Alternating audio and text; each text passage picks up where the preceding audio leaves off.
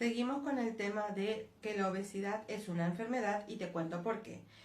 Hablamos hoy del tema de la glucosa y de la insulina y de algunos parámetros que tienes que tener en cuenta y que por qué digo que la obesidad es una enfermedad y no un tipo de corporalidad que supuestamente es parte de la diversidad corporal. Un cuerpo gordo es un cuerpo enfermo, no es diversidad corporal, es prisión corporal, porque el exceso de grasa nos aprisiona. En la grasa, el exceso se guarda no solo la energía, sino también desechos metabólicos, residuos y tóxicos que el organismo todavía no está pudiendo eliminar y se guarda allí. Entonces somos como una especie de basurero andante, porque en las grasas están todas las porquerías. No puede circular en la sangre porque es peligroso para nuestra salud. Otro día hablamos del tema de los picos de glucosa, porque también se está queriendo caer cuando no se conoce bien el tema en paranoias que tampoco pues nos llevan a ningún lado más que estresan, y eso también lo vamos a tocar. Pero hoy hablamos de los niveles de glucosa y de insulina y su relación con la obesidad por el tema de la inflamación. Ya sabéis que la clave, la piedra angular de las mayorías de las enfermedades metabólicas, de las enfermedades no transmisibles que tenemos en nuestro tiempo actual, son de origen del estilo de vida en general, que sí, que la genética influye, pero mayormente es la epigenética la que hace que se activen o se desactiven genes. La genética carga el gatillo del arma y la epigenética es la que dispara, ¿vale? Entonces, ¿por qué digo que la obesidad sí es una enfermedad? Porque verás, hiperglicemia es cuando los niveles de azúcar están altos, constantemente mantenidos en el tiempo también. La hiperinsulinemia es que como consecuencia de que la glicemia está alta, el azúcar en sangre es la glicemia, hiperglicemia quiere decir mucha azúcar en sangre.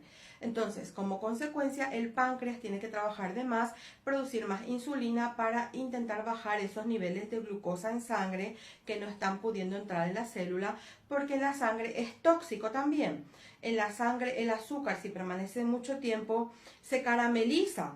De ahí sale lo que es la hemoglobina glicada, se pega a las proteínas de la hemoglobina, de la que transporta el oxígeno, y empieza a haber hipoxia celular, es decir, empieza a bajar el oxígeno a nivel celular también. Pero bueno, esto ya es irme por los cerros de Úbeda. Tenemos la hiperinsulinemia, que pues el páncreas genera además para bajar la hiperglicemia. La resistencia a la insulina es cuando ya de tanto que continuamente se está consumiendo un exceso, por ejemplo, de glucosa con los carbohidratos refinados de absorción rápida, que son los productos, no los alimentos, porque hay que diferenciar productos de alimentos, que es comida real, pues lo que pasa es que se producen de más estos azúcares que dañan al organismo y que saturan al páncreas, que tiene que hacer malabarismo para producir más insulina. Entonces, se produce la resistencia a la insulina como mecanismo de protección de no agobiar tanto la célula de tanta glucosa, porque también es dañino. Tiene que haber un equilibrio. La clave siempre en el tema de la salud es la homeostasis, que es el equilibrio, que es verdad que la resistencia a la insulina no solo se da por esto, hay otros factores también que influyen, y de hecho es un mecanismo fisiológico de protección. Por ejemplo, cuando se padece alguna enfermedad, cuando se tiene una fatiga extrema, es un mecanismo de que el organismo tiene para uno frenar las actividades, bajar el nivel de energía, darle un poco al freno, desacelerar, para que tenga tiempo a reparar, porque necesita la energía para otras cosas más vitales. Entonces, no me refiero a eso porque la resistencia a la insulina tiene un campo bastante amplio del que hablar, y por eso siempre digo que se tiene que contextualizar, que no se puede generalizar, ni simplificar, ni reducir las cosas, y que al paciente, a la persona, hay que verle como un todo y no solamente por una cosa específica. Igual los parámetros se tienen que mirar valorando la anamnesis a nivel integrativo del paciente, de la persona, su individualidad bioquímica, su terreno biológico, su contexto, su etapa de vida, sus patologías, su historial, sus antecedentes de patologías también de los padres, un montón de cosillas que hay que ver, ¿vale? Entonces, ¿qué pasa? También todo esto genera obesidad Obesidad en personas delgadas en la parte central, en la parte abdominal, y en personas gordas pues no solamente en la parte abdominal, sino que también se distribuye por todo el cuerpo, que es la grasa subcutánea. Porque no existe persona gorda con cintura de avispa. Los que digan ahí, las de la ideología de la gordofobia, que porque ven su cuerpo ya le están juzgando sin saber nada de esa persona, pues que un médico le está patologizando. Eso es una reverenda estupidez, porque la grasa ya es un signo visible de que se tiene la patología, de que hay una enfermedad entendida como que es una alteración de la salud. Como ya he dicho, no es que te vayas a morir mañana, pero sí que ya tienes complicaciones. Bueno, también genera síndrome metabólico. ¿Qué pasa en el síndrome metabólico? ¿Cómo puedes ver estas cosas en tus analíticas, tus parámetros? Pues mira, el tema del HDL, que le llaman el colesterol bueno, baja. El LDL, que le llaman el colesterol malo, sube. Los triglicéridos también suben. La circunferencia abdominal, como ya te dije, te mides con una cinta métrica y ves cuánto es en hombres y cuánto es en mujeres, porque ahora no me acuerdo y no lo apunté, así que lo buscas de tarea y lo ves también. Y el tema de la hipertensión arterial. Cuando uno consume un exceso de azúcares, sobre todo refinados de absorción rápida, que también un abuso en el consumo de ingesta calórica también daña, porque el organismo está trabajando de más para intentar equilibrar y tener una homeostasis a nivel sistémico en el cuerpo.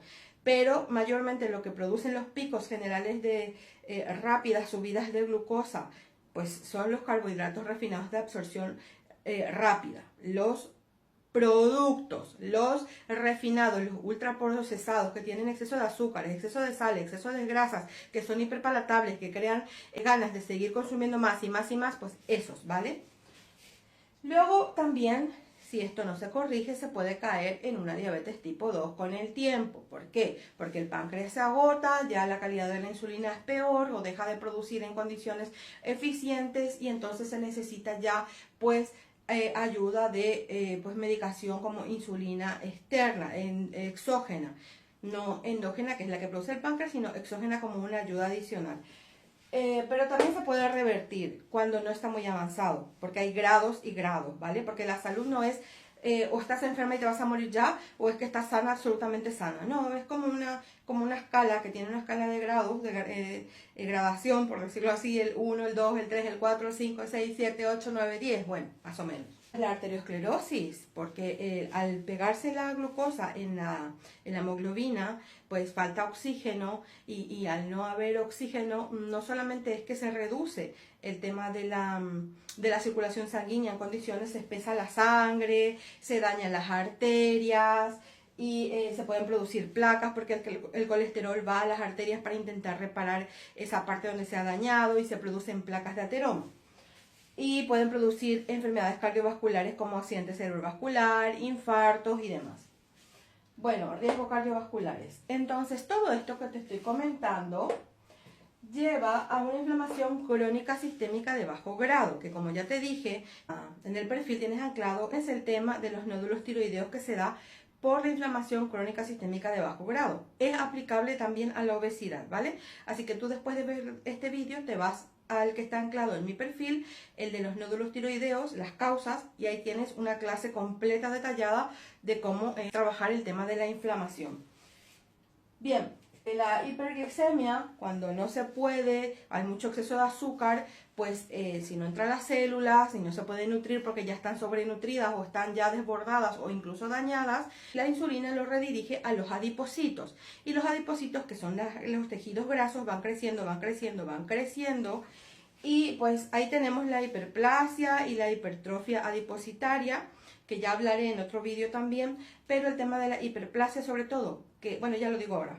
La hiperplasia es que crece el número de células de adipocitos, de tejidos grasos. Y la hipertrofia es que de tanto que crece, pues ya luego se rompen y se hipertrofian. Y ya se van a la grasa, se van y se distribuyen por distintas partes del cuerpo y sobre todo por los órganos, o sea, el corazón, el riñón, el hígado, bueno, un desastre. Por eso digo que la obesidad sí es una enfermedad y que esta gente venga a decir que solo es diversidad corporal es un reverendo disparate, porque no es diversidad corporal, es cárcel corporal, ya he dicho, porque la grasa es una cárcel que nos enferma y nos aprisiona y nos acorta la vida, nos empeora la calidad de vida y es un desastre verdadero. ¿Que es difícil de adelgazar? Yo lo sé. ¿Que influye en la genética? También. ¿Que la epigenética es la que habla, la que tiene la última palabra? Sí, pero claro, eso implica, dependiendo del contexto de la persona, hacer un montón de cosas que están en sus manos y otras que escapan a su control.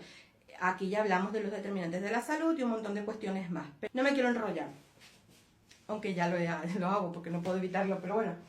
Los parámetros, como te he dicho, los parámetros se valoran de forma integrativa. Nunca se miran los parámetros de forma aislada y lo tiene que valorar un médico o una persona que ha estudiado esto y que te pueda hacer una correcta lectura de tu analítica. No porque tú veas de repente que a lo mejor te sale, yo qué sé, la glucosa alta. La glucosa tiene que estar, mira, estos son los parámetros. Hay que ver siempre el contexto. La glucosa tiene que estar entre 70 y menos de 100, que ya te he dicho que no es tan fiable porque fluctúa. Si tú, yo qué sé, has tomado un café sin darte cuenta o te has ido muy deprisa a hacerte la analítica o incluso te da miedo la bata blanca del médico, pues ya se te sube la glucosa y ya no te sale tan exacta. Entonces, no es muy fiable, pero te da más o menos una idea de cómo va. Por lo cual hay que pedir lo que es la insulina basal en ayunas. No recuerdo si es 2 o 3 el mínimo, pero el máximo es hasta 24 o 25, que no está bien, que es un margen demasiado amplio y ya incluye a personas sanas y enfermas por la escala de Gauss, que pues no tiene en cuenta solamente el perfil de personas saludables, como lo tiene la medicina funcional, y que por eso te digo siempre que busques un médico integrativo especialista en psiconeuroinmunología o en medicina funcional o incluso en nutrición ortomolecular, que también tienen estos conocimientos más avanzados. Que no es que la medicina convencional haya quedado obsoleta porque no le da la gana de formarse, sino que muchas veces no pueden y están desbordados también, y bueno, es lo que hay. La hemoglobina glucosilada. La hemoglobina glucosilada es la media de los 3 últimos meses de cómo ha sido tu nivel de azúcar más o menos en sangre. Y tiene pues unos rangos, ¿no? El óptimo es que esté menor de 5.6%. Si está entre 5.7 y 6.4 es una prediabetes. Siempre, como te digo, esto se tiene que valorar no de forma aislada, sino en el contexto general del paciente, viendo todo su historial clínico. Aquí no hay que autodiagnosticarse, ¿vale? Esto simplemente es información para que uno conozca y luego tire del hilo y amplíe conocimiento, pero no es para autodiagnosticarse. Yo no soy médico, simplemente comparto lo que aprendo. Bueno, prediabetes ya te he dicho, y diabetes es mayor a 6,5%. Y para confirmar esto, normalmente repiten 2 veces la analítica para ver que efectivamente es así. Pero aquí es lo que te digo, no puedes contextualizarlo tú por tu propia cuenta, porque a lo mejor tienes anemia, y si tú tienes anemia, por ponerte un ejemplo, ya te va a alterar los niveles de glucosa en sangre porque no tienes hemoglobina, porque tienes anemia. ¿Sabes lo que te digo? El OMA-IR, que es para ver la resistencia a la insulina, es lo que te he dicho, que se da por el tema de la hiperglicemia y de la hiperinsulinemia, y también el valor óptimo es menor a 1, el valor de sobrecarga, que ya indica que hay pues una importante sobrecarga de trabajo pancreático para producir insulina, pues ya tenemos a partir del 1 al 1,9. Y es una resistencia importante mayor a 2. Esto lo tienes que tener en cuenta, ¿vale? Esto es simplemente a modo de conocimiento. Y como te dije en el video anterior, que te iba a decir que hay un parámetro indirecto para medir la resistencia a la insulina que se llama índice heterogénico, que es este. El índice heterogénico, que sirve para ver el riesgo cardiovascular, mirar riesgo de placa de ateroma, también es un marcador indirecto de resistencia a la insulina. Y se dividen los triglicéridos por el colesterol bueno, que es el HDL. Y el valor ideal en tu rango óptimo para indicar que no tienes ningún riesgo y que no tienes resistencia a la insulina y que no tienes riesgo cardiovascular ni de placas de ateroma es de 2,5. Valores superiores ya son indicadores de riesgos de placas de ateroma, de resistencia a la insulina y de todas estas complicaciones que he mencionado anteriormente. Bueno, por aquí lo dejamos hoy porque se me ha ido la luz y no me he dado ni cuenta. Adiós.